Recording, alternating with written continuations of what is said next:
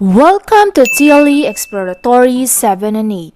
Today, we will continue our topic in agriculture and crop production. For the continuation about the interpret plans and drawings, Lesson 1.3, Interpret Irrigation System Plan according to established procedures.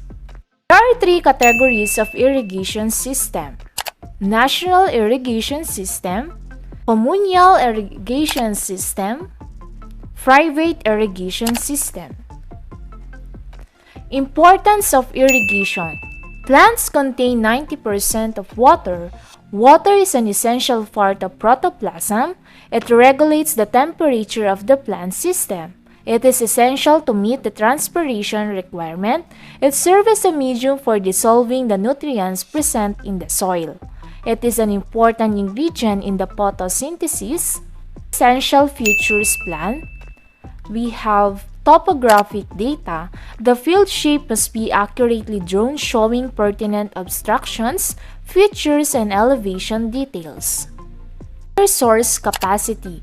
The water supply must be clearly indicated, showing location and available capacity.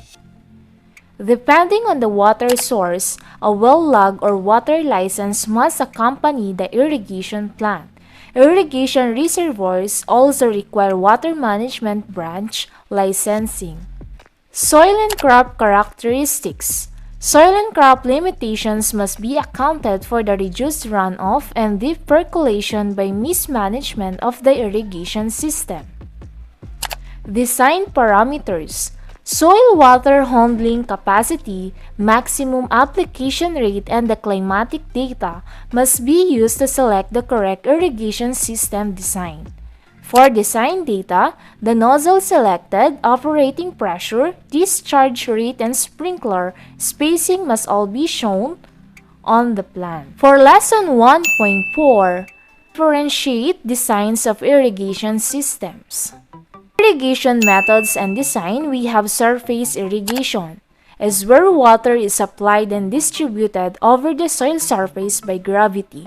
It is by far the most common form of irrigation throughout the world and has been practiced in many areas virtually unchanged for thousands of years. We have also sprinkler irrigation, is a method of applying irrigation water which is similar to rainfall. Water is distributed through a system of pipes, usually by pumping. It is then sprayed into the air and irrigated entry-soil surface through spray heads so that it breaks off into small water drops which fall to the ground. For drip irrigation is a type of micro-irrigation system that has the potential to save water and nutrients by allowing water to drip slowly to the roots of plants, either from above the soil surface or buried below the surface. For subsurface irrigation, uses a network of polyethylene pipes located just under the ground surface to apply disinfected effluent in the root zone of plants, preventing airborne drift and minimizing runoff. We have also types of surface irrigation. First, drain back level basins. Drain back level basins or contour basins are a variant of basin irrigation where divided into a number of terraced rectangular bays which are graded level or have no significant slope. Furrow irrigation is conducted by creating a small parallel channels along the field length in the direction of predominant slope. Water is applied to the top end of each furrow and flows down the field under the influence of gravity. For the types of furrow irrigation, we have graded straight furrows, are small irrigation channels in a straight line parallel to a field boundary used to irrigate all row crops.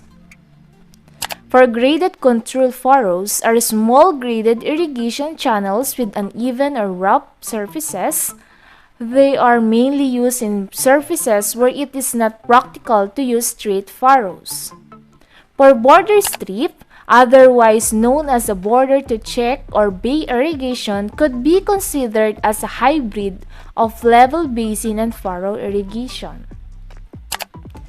We have also the advantages of surface irrigation. Management is quite easy. You do not need any modern technology.